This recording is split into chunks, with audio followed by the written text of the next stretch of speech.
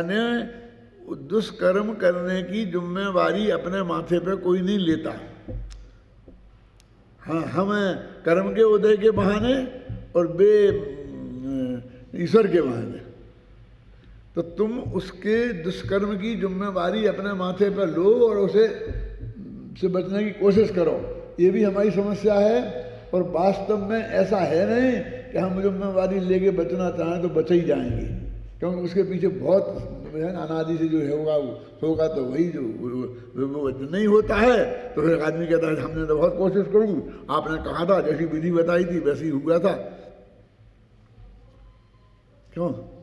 यही बोलते हैं ना, क्या डॉक्टर साहब आपने जो दवाई बताई थी हमने वैसी खाई और फिर भी हम ठीक नहीं भये। भैया अब इसी दवाई से 50 मरीज ठीक हो गए, अब तुम नहीं भये तो तुम्हारे भाग गई है।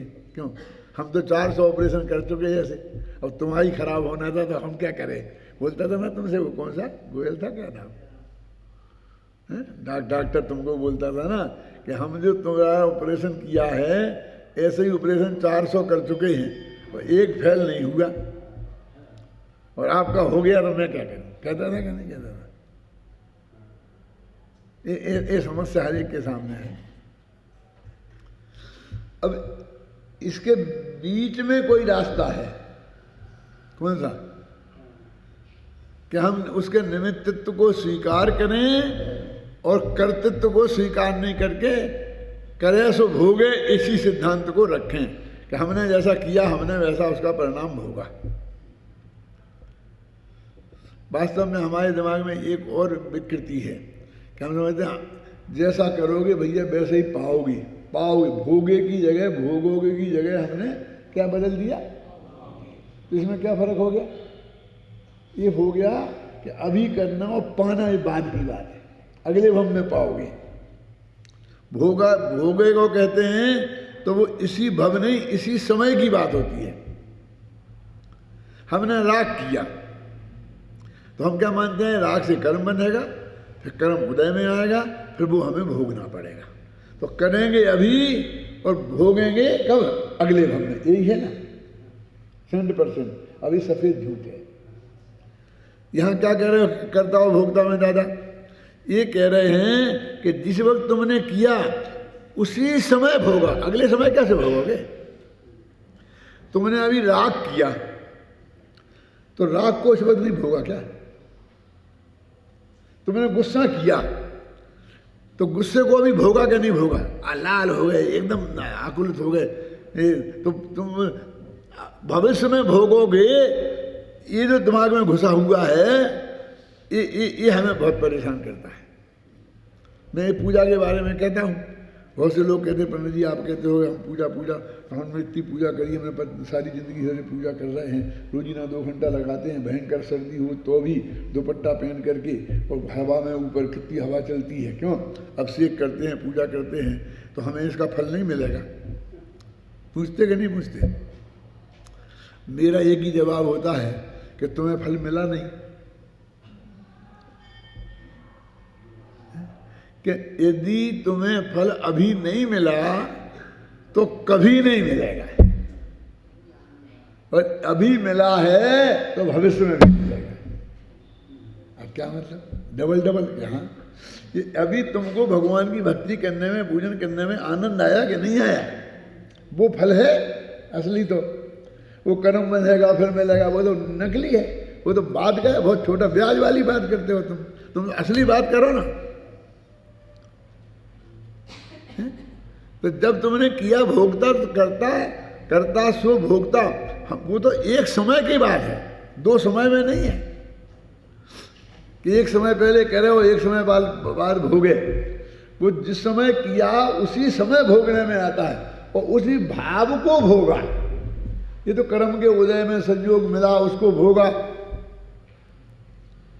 ये कहाँ भोगना है? वो भविष्य के बारे में तो 50 चक्कर हैं, उसकी कोई गारंटी नहीं है, घबराना नहीं। लेकिन अभी जो तुमने भोगा है वो पक्की है। महावीर प्रसाद जी कैसी नहीं है गारंटी? ये तुम्हारे संक्रमण, उत्कर्षण, अपकर्षण, उदीर्णा, न मालूम कितने कितने चक्कर पड़े हुए हैं। हमने जो अनंतानुबंधी की तो अनंतमानंदी का फल हमें भविष्य में भोगना ही पड़ेगा।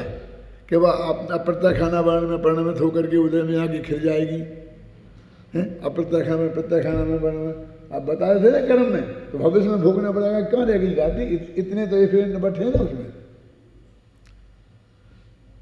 है? लेकिन अभी जो हमने भोगा क्लेश संक्लेश भोगा, कि हमने जो आनंद भोगा वो पक्का है। तो तुम अभी की बात करना, भविष्य में होगा तो ठीक है और नहीं होगा तो ठीक है।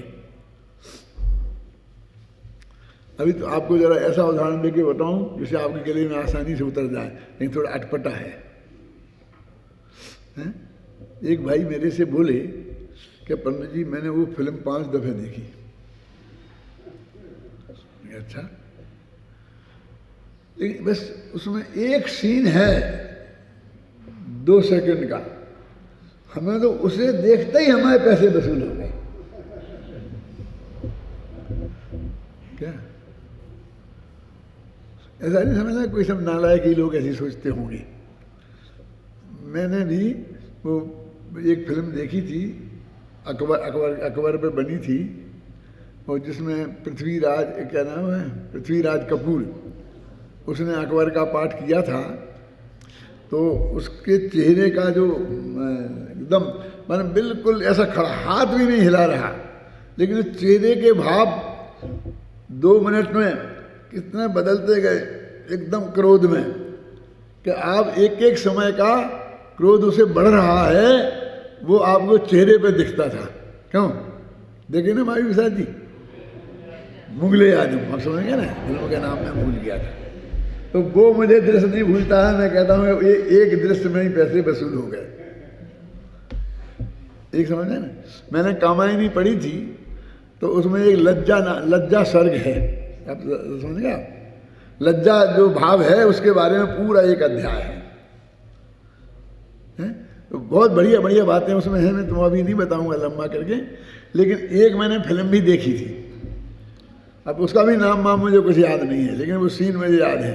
तो एक महिला थी, शायद वो साधना थी, कोई कौन थी, उसका 2-3-4 मिनट तक लज्जा का सीन, वो पर्दे में मुसलमानी महिला थी, तो पर्दे में से देख करके एकदम लज्जा का सीन था, तो जैसा वो आप समझ गए ना, जैसा उसका था पृथ्वीराज कपूर का, अकबर का, ऐसा ही सीन था। तो वो लज्जा का सीन और वो अकबर के क्रोध का सीन, ये दोनों सीन मेरे दिमाग में खचित हो गए। और मैं कह सकता था कि एक दृश्य देखकर मैं अकेले उस एक दृश्य को देखने के लिए भी 2री-3री दफा फिल्म देखने जा सकता था। तो लोग कहते हैं ना कि एक दृश्य देखकर मेरे पैसे वसूल हो गए, इसका मतलब ये है कि भगवान की भक्ति करते में एक क्षण जो तेरे को आनंद आया होता, तो तेरे को फिर एक शिकायत ही नहीं होती कि मुझे फल मिलेगा कि नहीं मिलेगा। माना तेरे को उस काम में जिसके लिए तू भविष्य की आशा करके बैठा है, एक क्षण भी ऐसा नहीं आया कि जिसमें तुझे लगता है कि मेरी सारी जिंदगी भर की पूजा करने का मैं फल मुझे मिल गया।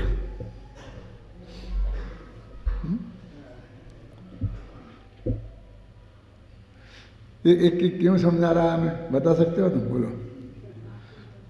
सुबह सुनता हूँ तुम्हारा, गुरुदेव जी में बोला, तो गुरुदेव का जो बोलते हो ज़्यादा अच्छा बोलते हो, मेरा बोलते हो उसमें ज़्यादा मुझे समझ में मज़ा नहीं आता। तुम लोग ये तो बहुत कम करते हो, और ज़्यादा उसमें मुझे समझ में नहीं आता कि तुमने क्या पकड़ा है, क्या पूछा और क्या बदलाया है। वो बात पकड़ो ना, शास्त्र पढ़ते वक्त आनंद क्यों आता? यदि ऐसी बात आप पकड़ो तो आनंद आएगा। प्रवचन में भी ऐसी बारीक बात पकड़ो तो आपको आनंद आएगा, कि एक बात में मजा आ गया कि हम 100 दफे पढ़ते ऐसे घर पर बैठ के तो हम समझ नहीं सकते थे, लेकिन हमें यहाँ पढ़ करके इसमें ये समझ में बात आ गई, है ना। तो कर्ता से भोक्ता समझा रहा हूँ मैं, कि वो तो उसी क्षण होता है। कर्ता और भोक्ता जो सिद्धांत है, अभी करो और अगले भग में भोगो, वो नहीं है, वो उससे संबंध नहीं है इसका।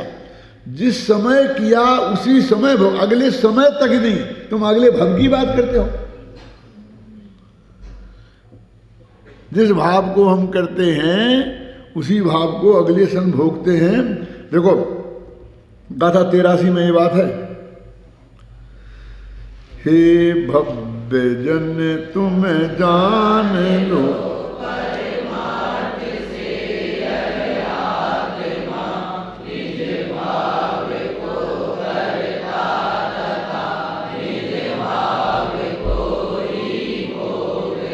तो वो दो गुण हैं, वो बस दोनों गुण प्रति समय परिणमित हो रहे हैं। तो जिस समय जिस भाव को किया उस समय उसी भाव को भोगा, उसका कर्म बना, उसका फल आया, फिर उसे भोगा। कहाँ है कर्ता भोक्ता की बात नहीं, वही कितनी काल क्लियर है, हैं? क्या एक ही समय में कैसे हो जाएगा? एक समय में कैसे नहीं होगा, दो गुण अलग अलग है ना। एक में सुगुण परिणमित हुआ, अथवा एक कर्तृत्व तो भोक्तृत्व दो अपने आप में शक्तियां है ना, भाव है ना। और मैं तो कहता हूं तीन काम होते एक साथ हो सकते हैं। कि कौन से बोलो, तीसरा कौन सा? कि मैंने उसे किया, मैंने उसे भोगा और मैंने उसे जाना कि नहीं जाना। तो जानना भी तो एक काम है ना, जानन क्रिया। तो मैंने भोगा, किया और जाना, और चौथा देखा। दर्शन भी तो गुण है, एक ज्ञान गुण है, एक दर्शन गुण है। वो तो अनंत गुण है ना।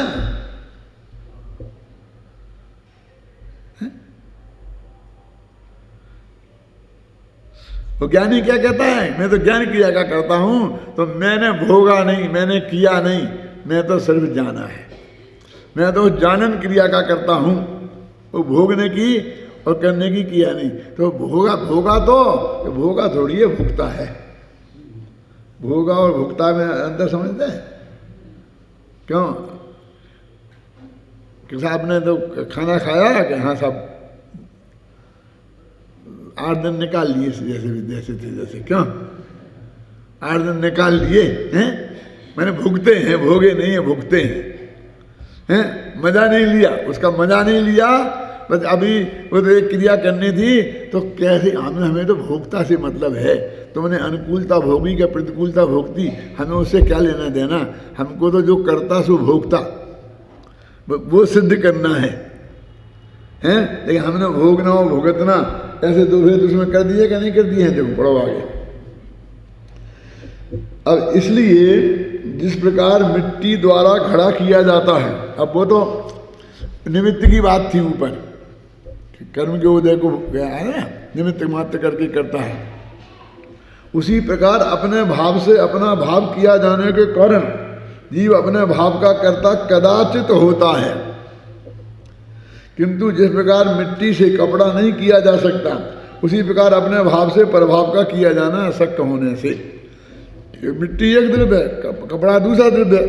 तो वो कहते हैं मिट्टी से कपड़ा नहीं बनाया जा सकता ना, घड़ा बनाया जा सकता। ऐसे ही निमित्त तो पर द्रव्य है, तो उससे जीव द्रव्य का भाव नहीं किया जा सकता। तो अभी ये सिद्ध कर रहे कि कर्म भी करता नहीं है। क्यों? कल क्या बताया था कि पहले कहा था कि इसने तेरे को गुस्से का कारण नहीं है, तेरे कर्म का उदय कारण है, क्योंकि तुझे वहां से हटाकर कर्म पे लाना था। ठीक है ना? वहां से हटाकर कर्म पे लाना था। और अब आज कह रहे कि कर्म का उदय भी नहीं है। ये कर्म का उदय तो निमित्त मात्र करके तू उसमें परिणमित हुआ है, उस भाव रूप। पुरुषासिद्धि में भी ऐसे श्लोक है, निमित्त मात्रम प्रबद्ध पुनरन्य स्वयं एव परिणमन्ते पुद्गला कर्म भावेन, है ना, 2 भाषाएं हैं। जीव मात्र के दो कारिकाएं हैं, और इसी का बिल्कुल अनुवाद है वहां पर। यही अमृतचंद ने यहाँ गद्य में लिखा, और उन्होंने पद्य लिखी पुरुषासिद्धि उपाय। किसे याद है बोलो? दोनों छंद मैंने बोल दिया ना। जीव निमित्त मात्र करके पुद्गला स्वयं एव परिणमत कर्म भावेन, बोलो।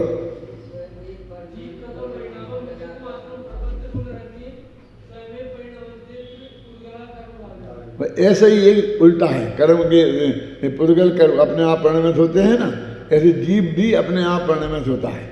उग्गल कम निमित्तम तहैव जीवो भी परिणमति। देखो एक पंक्ति मैंने बोल दी। मेरे को भाव याद रहता है, और भाव से वो पंक्ति याद रहती, चाहे वो बीच की हो, चाहे अंत की हो, चाहे शुरू की हो, चाहे कहीं की भी हो। भक्तामृत भी मुझे याद है, ऐसा ही याद है। मैं कोई बीच की पंक्ति बोल दूंगा, अभी मैं कहूँगा ना जी से ऐसा इनको करवाओ। कैसा कि या तो आप बता दो तो हेडिंग बता दो, या गाथा नंबर बता दो, या फिर शुरू की पंक्ति बोल दो तो ये बोल देंगे। मैं कहता हूँ कि हम अंत की पंक्ति बोलें और फिर बोल देवें, बीच की पंक्ति बोलें और फिर बोल देवें, हम उसका भाव बताएं और फिर बोल देवें। हम ये कहें कि देखो भक्तामृत में याद आ है, हे भगवान जिन शांत परमाणु से तुम बने हो, वे परमाणु इस जगत में उतना ही थे, नहीं तो दूसरा एकाध बन जाता ना। बोलो छंद।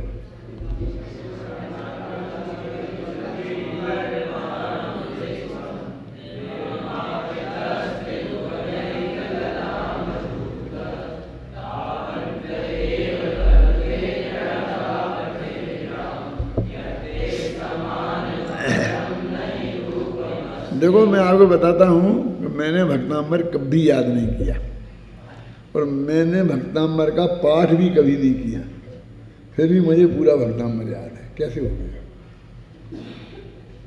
मैं पढ़ा है, उसका अर्थ समझा है, उसको सोचा है, उसको विचार किया है, और मेरे को भले ही मैं शुरू से अंत तक बोलने में कहीं अटक भी जाऊँ, नहीं आऊँ, लेकिन फिर भी उसकी रग रग से मैं आपको बता सकता हूँ। क्या कि कहाँ क्या वे क्या कहना चाहते हैं, क्या क्या बात कही गई है, हैं? और मुझे वैसी ही स्मृति आती है। तो चलो आगे बात चल रही है। क्या? जिस प्रकार मिट्टी द्वारा घड़ा किया जाता है, उसी प्रकार अपने भाव से अपना भाव किया जाने के कारण जीव अपने भाव का कर्ता कदाचित होता है। कदाचित माने किसी अपेक्षा। क्या समझना? कदाचित कभी होता है, कभी नहीं होता है, कहीं ऐसा अर्थ भी होता है, इसलिए कह रहा हूँ मैं। कदाचित शब्द ने अनुवाद किया ना, डिक्शनरी ने पढ़ा क्या है? कदाचित ही पढ़ा है, क्या पढ़ा है? कदाचित ही पढ़ा होगा, इसलिए कदाचित लिखा है। हाँ, कदाचित स्यात्, है ना? यदि वो वहाँ नहीं होता कदाचित शब्द तो मैं नहीं लिखता। किंतु जिस प्रकार मिट्टी से कपड़ा नहीं किया जा सकता, उसी प्रकार अपने भाव से परभाव का किया जाना अशक्य होने से जीव पुद्गल भावों का कर्ता तो कदापि नहीं हो सकता, यह निश्चय है।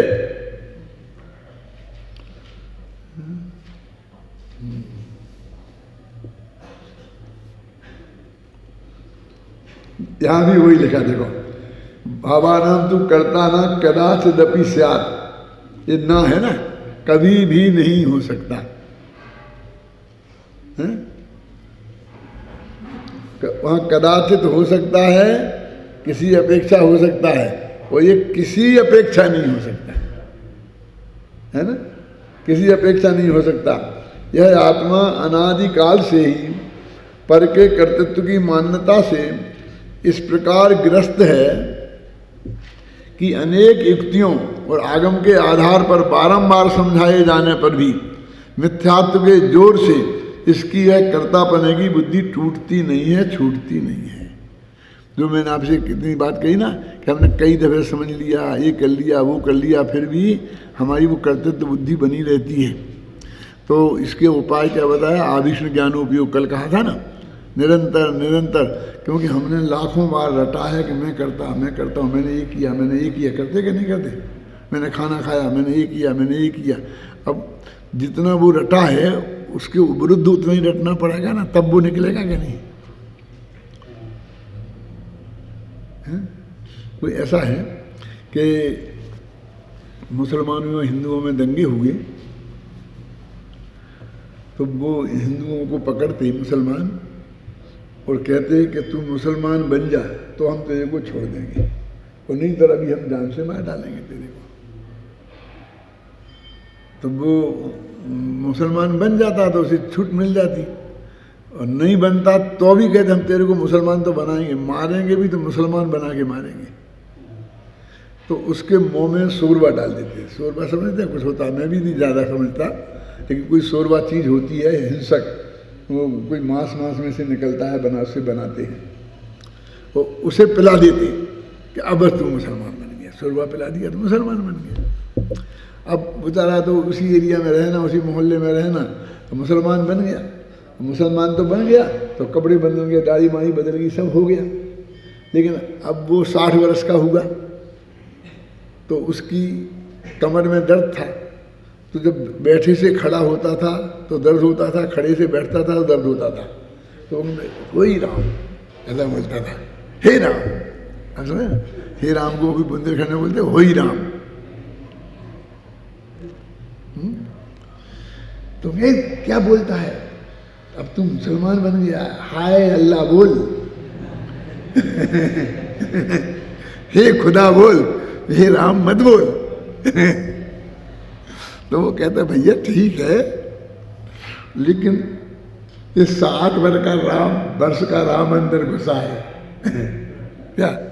राम 60 वर्ष से अंदर घुसा है, तो तेरे 100 रुपया बनाने से थोड़ी निकल जाएगा, वो तो निकलते ही निकलते निकलेगा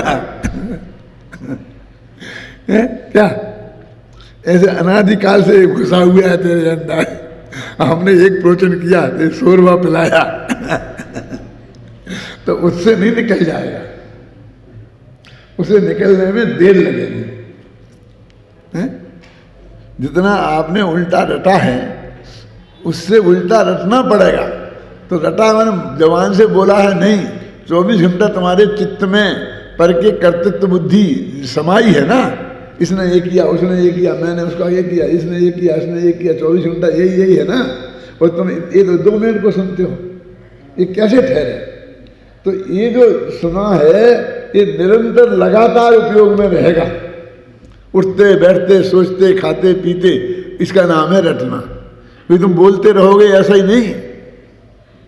श्रद्धा में ये बात अंदर से ऐसी गहराई से जमी रहेगी तो मुश्किल से वो क्रिया में से निकलेगी। इसलिए तो कहते हैं ना कि श्रद्धा में से निकल जाती है 4थे गुणस्थान में, और क्रिया से कई चीजें निकलती हैं 14वें गुणस्थान तक। कहाँ देखो है ना, शरीर मैं नहीं हूं, इस श्रद्धा में से 4थे गुणस्थान में निकल जाता है और रहता है 14वें गुणस्थान तक। सब निकाल दिया तो छोड़ो क्या छोड़े? और तुम जबरदस्ती छोड़ने की कोशिश करोगे तो आत्महत्या कहलाएगी, वो भी पाप होगा। क्यों कि छोड़ तो दी और क्या छोड़े कि जी है तो क्या है मैं आप नहीं जानते। वो तो छोड़ा तो 4थे गुणस्थान में जाता है, लेकिन समझाया तो पहले गुणस्थान में जाता है कि देह में नहीं हूं, देह नहीं हूं, देह में नहीं हूं, देह नहीं हूं। क्यों? तो इसकी रटाई कराई जाती है पहले गुणस्थान से, और श्रद्धा में छूटेगा 4थे गुणस्थान में, और क्रिया में छूटेगा 14वें गुणस्थान के अंत में। तो अभी तो तुम्हारी रटाई करा रहे हैं कि आत्मा पर का करता नहीं है, तो रटाई ढंग से करोगे तो श्रद्धा में छूटेगा, और श्रद्धा में भी छूटेगा तो भी लोक में रहना होगा, तो लोक की भाषा में ही बात करनी पड़ेगी।